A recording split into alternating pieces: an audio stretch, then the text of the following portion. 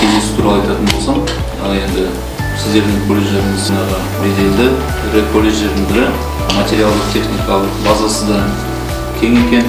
Жаңағы сіздерде көптеген технический специалист, техникалық мамандарды нақты осы Атырау өңіріне дайындауда бір жаңағы нақты білім беретін колледждердің бірі деп санаймын. Мамандар көп жерде олар қажет.